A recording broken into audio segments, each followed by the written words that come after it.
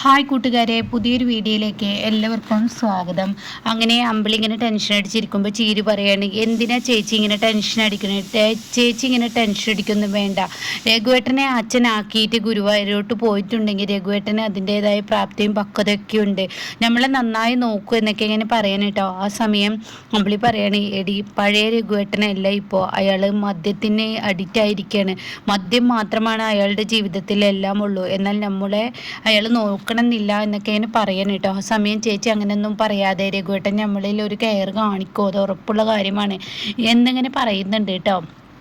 എന്നാൽ ഈ സമയം ഇന്ദ്രൻ്റെ വീടാണ് കാണിക്കുന്നത്. ഇന്ദ്രൻ തൻ്റെ ആ ഒരു വണ്ടിയൊക്കെ ഇങ്ങനെ തുടച്ചുണ്ടാക്കുന്ന സമയത്ത് ശ്യാമു ഒന്ന് ചോദിക്കുകയാണ്, എന്താ ഇന്ദ്രേട്ടാ ഇത്ര വല്ലാത്ത പേടി, ഒരു ഭയമുള്ളതുപോലെ ഇന്ദ്രേട്ടനില്ലേ, എന്താ പ്രശ്നം എന്നൊക്കെ ചോദിക്കുകയാണ് കേട്ടോ. രഘുവേട്ടൻ്റെ വണ്ടി ആയതുകൊണ്ട് വീണ്ടും വീണ്ടും തുടക്കുകയാണ്. അതല്ലടാ, അല്ല ഇന്നലെ സർവീസ് കഴിഞ്ഞ് കൊണ്ടുവന്നല്ലേ, പിന്നെന്താ ഇതിലൊക്കെ നിറച്ച് പൊടിയാടാ, അതുകൊണ്ട് ഞാനത് തുടച്ചതാന്ന് പറയാൻ കേട്ടോ.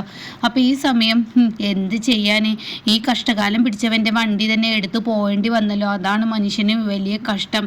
എന്തിനാടാ ഈ കഷ്ടകാലം പിടിച്ചവൻ്റെ വണ്ടി എടുത്തത്? അവൻ്റെ വണ്ടി വേണ്ടായിരുന്നു, അതിൽ തന്നെ പോകണ്ടേ, അത് ശകുനം കണ്ട് ഇറങ്ങണ്ടേ, അതിൽ പോകണ്ടേ എന്നൊക്കെ എങ്ങനെ സുശീല പറയാൻ കേട്ടോ.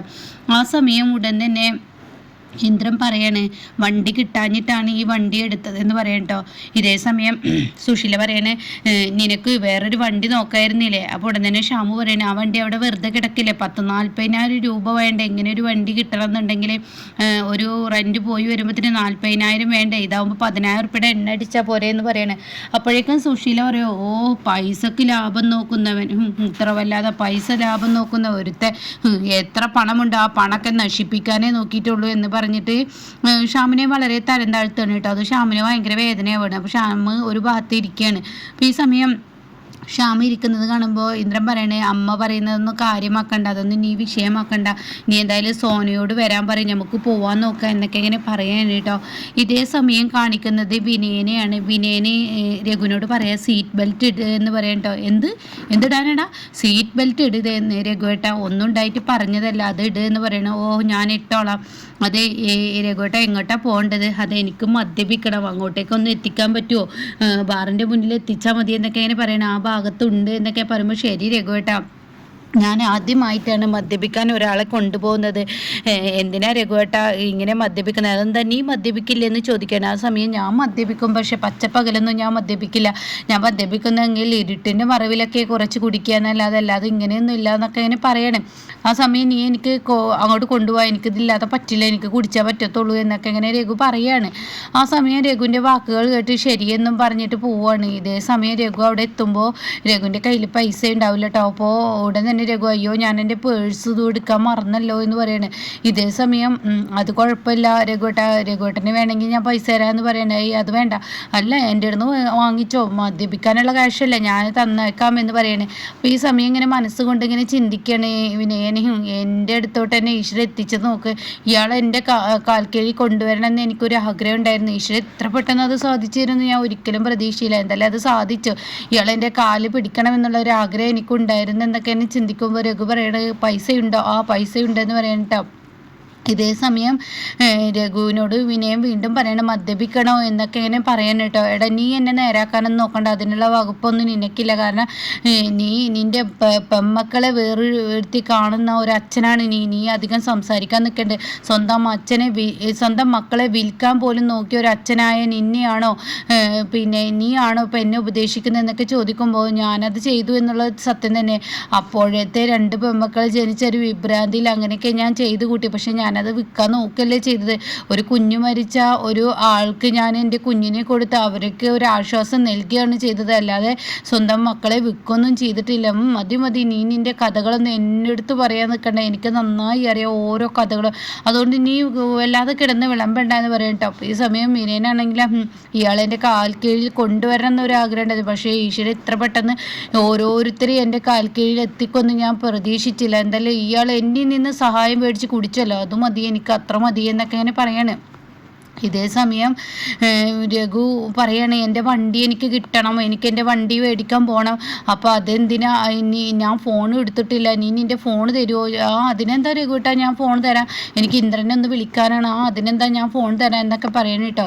ഇതേ സമയം സുശീലയാണെങ്കിൽ ബാഗും പെട്ടിയൊക്കെ എടുത്ത് പുറത്തോട്ട് വരികയാണ്. ഇതേ സമയം എത്ര നേരമായി ഇതുവരെ കഴിഞ്ഞില്ലടാ സോനയുടേത് എന്ന് ചോദിക്കുകയാണ്. അപ്പോൾ കുഞ്ഞ് സ്നഗിയിൽ നിന്ന് ചെറുതായി നനച്ചു, അപ്പോൾ അത് ക്ലീൻ ചെയ്തും കൊണ്ട് ഇരിക്കുകയാണെന്ന് പറയണം കേട്ടോ. ഇതേ സമയം ആയിക്കോട്ടെ, എത്ര നേരമായി കാത്തിരിക്കുന്നത്, മനുഷ്യന് ഇരിക്കുന്നതിന് ഒരു കണക്കുണ്ടെന്നൊക്കെ പറയുമ്പോൾ സത്യനും കയറി വരികയാണ് കേട്ടോ. അപ്പോൾ സത്യനെ കാണുമ്പോഴാണ് എന്താണ് ഇവിടെ അനുപമ പുറത്തോട്ട് വന്നിട്ട് ഇന്ദ്ര ഈ ലഗേജ് അകത്ത് വെക്കുക എന്നൊക്കെ ഇങ്ങനെ പറയുന്നത് കേട്ടോ. അപ്പോൾ ഉടൻ തന്നെ ഇവിടെ സത്യനോട് ചോദിക്കുകയാണ്, പ്രതിഭക്ക് സങ്കടം ഉണ്ടാവും, പ്രതിഭക്ക് നല്ല സങ്കടം ഉണ്ട് എന്നൊക്കെ എന്നെ പറയാണ്. അപ്പോൾ ഉടൻ തന്നെ അവൾക്ക് ഇപ്പോൾ ഇനിയും പോകാലോ ടൂർ, ഇപ്പോഴത്തെ ടൂർ അവൾ പോകാതിരിക്കുക നല്ല, അവൾക്ക് റെസ്റ്റാണ് വേണ്ടത്, അതാദ്യം നടക്കട്ടെ, റെസ്റ്റാണ് ഏറ്റവും വലുത്, അപ്പോൾ അവൾ അവളുടെ വീട്ടിലോട്ട് പോയത് നന്നായി എന്നൊക്കെ ഇങ്ങനെ പറയാൻ കേട്ടോ. ഇതേ സമയം സുശീല പറയണം ഇനി എന്തായാലും പോകാൻ ഒരുങ്ങാം എന്നൊക്കെ ഇങ്ങനെ പറയുന്ന സമയത്ത് നിൽക്കാതെ ഫോൺ റിങ് ചെയ്യാണ് കേട്ടോ. അപ്പോൾ ഈ സമയം ആരാ ഫോൺ അടിക്കുന്നതെന്ന് സത്യം ചോദിക്കുകയാണ്. അത് കേട്ട ഉടനെ തന്നെ പറയണം അതാ വിനയനാണെന്ന് പറയണേ. ഇത് കേട്ട ഉടനെ തന്നെ എല്ലാവരും പുച്ഛത്തോടു കൂടി വിനയനാണെന്ന് പറയുകയും വിനയൻ്റെ ഫോൺ എടുക്കണ്ടെന്ന് മറ്റൊരാൾ പറയുകയും ചെയ്യുമ്പോൾ സുശീലയ്ക്ക് പറ്റുന്നില്ല കേട്ടോ.